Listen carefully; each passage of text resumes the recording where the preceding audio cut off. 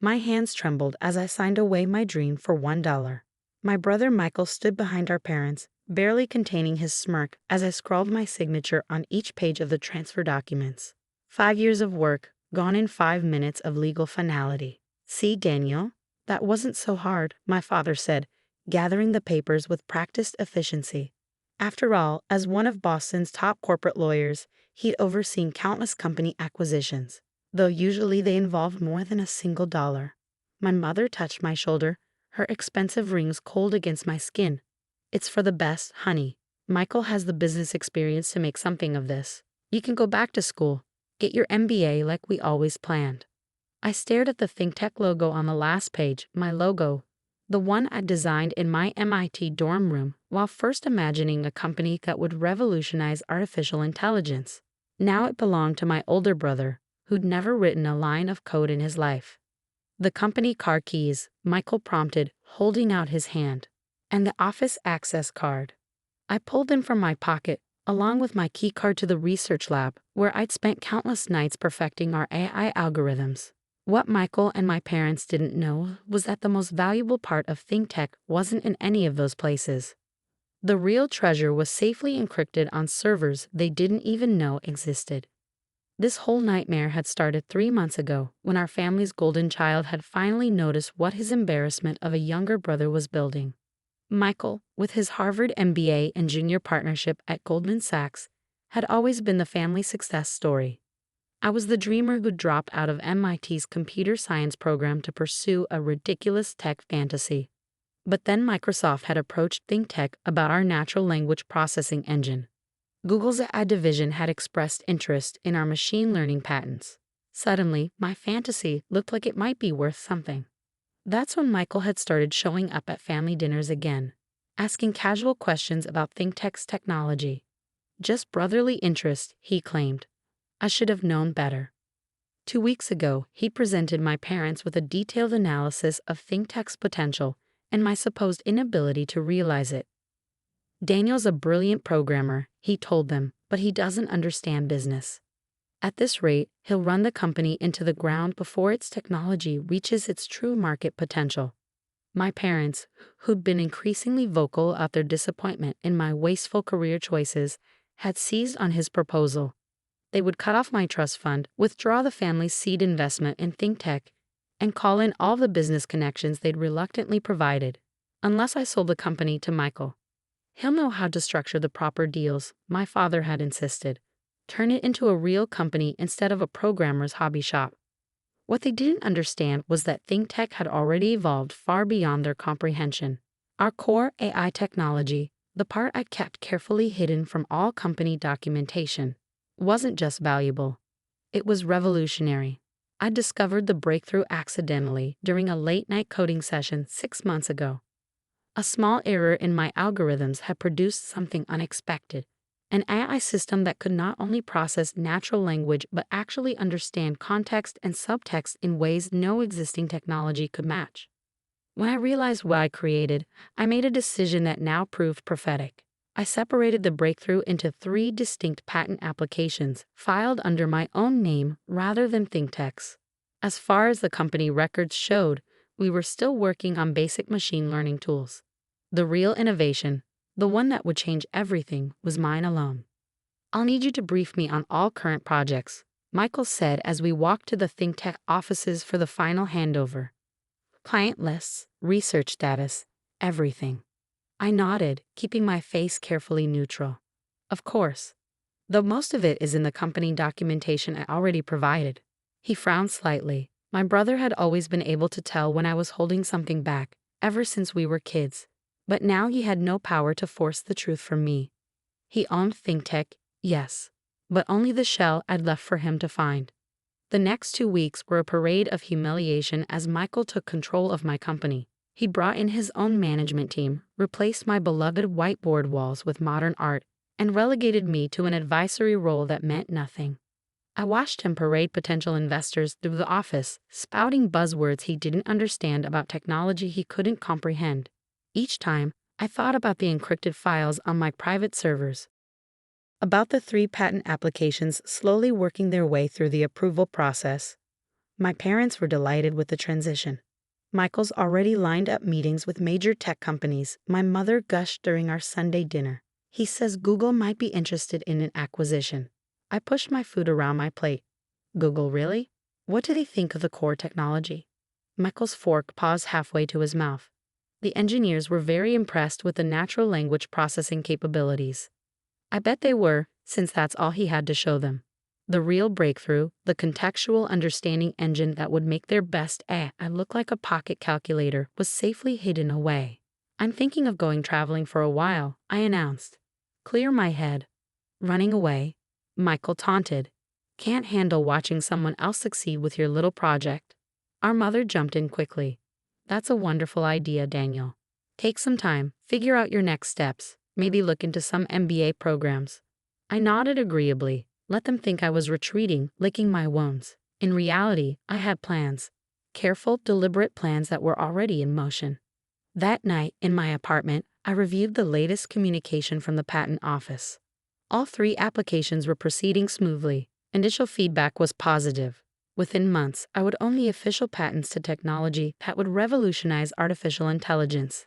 And Michael, with all his Harvard business acumen, had no idea what he'd failed to acquire with his dollar purchase. I opened my laptop and booked a flight to Singapore. Not to run away, but to meet with investors I've been quietly cultivating, ones who understood the true potential of my hidden innovation. Ones who would help me build something new, something that would make ThinkTech look like a practice run. My phone buzzed. Another text from Michael. Need you to explain some of the technical documentation tomorrow. The Google team has questions. I smiled, remembering all the times he'd lorded his business success over me, all the times he'd dismissed my work as a waste of potential. Sorry, I typed back. Flight's early tomorrow. Have to finish packing. Let him figure it out for himself. Let him slowly discover that the company he'd strong-armed away from me was just a facade, a shell containing only the most basic version of what I created. The real power, the true innovation, was traveling with me to Singapore, encrypted on a drive that never left my possession. And in a few months, when the patents were approved, when the true scope of my breakthrough became public, my family would learn a harsh lesson about underestimating the quiet sun.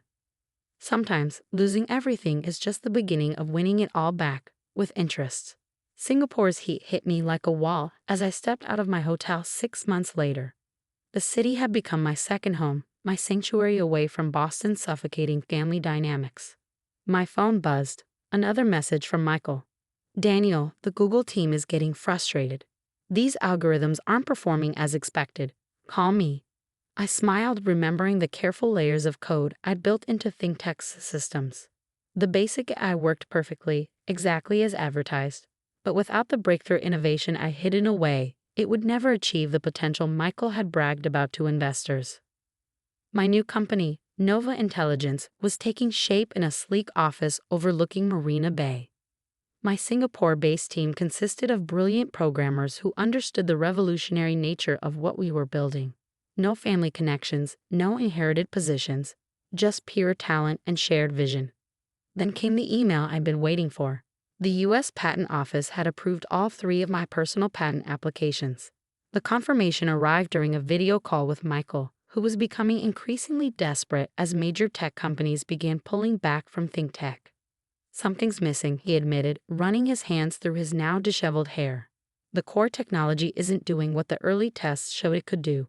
Did you change something before you left? I kept my expression neutral.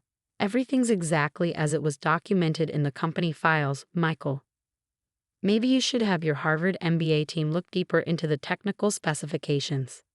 After ending the call, I opened the patent confirmations. There it was in official language. I personally owned the rights to the contextual understanding engine that made my AI truly revolutionary. ThinkTech, now Michael's company, owned nothing but basic machine learning algorithms available from a dozen other sources. The next morning, my phone exploded with notifications. The patent approvals had been published, and the tech world was on fire. Revolutionary AI breakthrough patents approved. TechCrunch. Nova Intelligence CEO Daniel Chen holds key to next-gen AI. Wall Street Journal.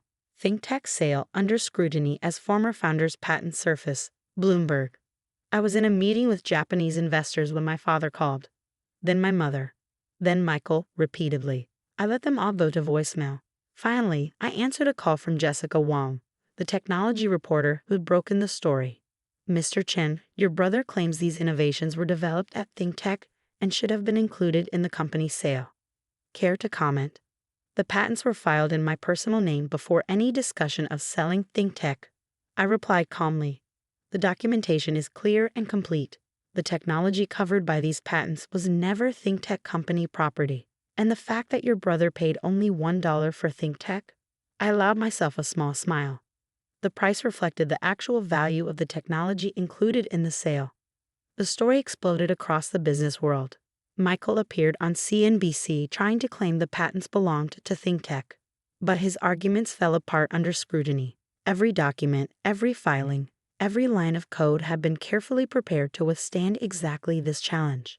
My parents were next, calling a family meeting at their Beacon Hill mansion. I attended via video call from my Singapore office, now deliberately decorated with Nova Intelligence's sleek logo visible in the background. This is about family loyalty, my father began, his lawyer's composure cracking. You deliberately deceived your brother. No, I interrupted quietly. This is about business. Isn't that what you always taught us? Michael wanted my company, so he leveraged family connections to take it. Fine, he got exactly what he paid for, $1 worth of technology. My mother tried next. Darling, we can work this out. The family name is doing just fine, I finished. Nova Intelligence is already valued at $2.3 billion after our last funding round. The Chen family has nothing to worry about. Michael finally exploded. You little snake. You knew what you were hiding when you signed those transfer papers. I'll sue you for fraud. I held up a document. My legal team prepared a complete analysis. The sale documents, which your Harvard lawyers drafted, specifically covered only technology owned by ThinkTech at the time of sale. These patents were personal intellectual property filed before any discussion of selling the company. Sue if you want, but it will only generate more embarrassing headlines. The silence that followed was deafening. My father, the brilliant corporate lawyer, knew I was right. Michael, for all his MBA polish, had been outmaneuvered by the brother he'd underestimated. What do you want? My father finally asked. Nothing, I replied. Nova Intelligence is already partnering with Microsoft, Google, and 3 major AI research institutes. We're opening offices in Tokyo and London next month. I don't mean anything from ThinkTech or the family. Those were my connections, Michael sputtered. My business relationships. No, I cut in. Those were the connections you inherited. I built these relationships myself, with companies that understand the true value of innovation. Over the next year, the contrast between Nova Intelligence and ThinkTech became impossible to ignore. Without its hidden core technology, ThinkTech struggled to compete. Michael's Harvard connections couldn't change the fact that he owned a hollow shell of what he thought he'd acquired. Nova Intelligence, meanwhile, soared. Our contextual understanding engine revolutionized everything from medical diagnosis to financial analysis. The patents that Michael had failed to capture became the foundation of a new generation of AI technology. My parents tried different approaches to regain control. First came guilt. Family dinners filled with references to tradition and loyalty. Then negotiation. Offers to merge ThinkTech and Nova Intelligence under family oversight. Finally, acceptance. Grudging recognition that their younger son had outmaneuvered them all. The final act came during a tech conference in San Francisco. I was delivering the keynote address when I spotted my family in the audience. Michael looked tired. The polish of his Goldman Sachs days faded. My parents sat stiffly, watching as I demonstrated Nova Intelligence's latest innovation. After the presentation, Michael approached me alone. You could have just told me what you were really building, he said quietly. I looked at my brother, remembering all the times he'd dismissed my work, all the family dinners where he boasted while belittling my choices.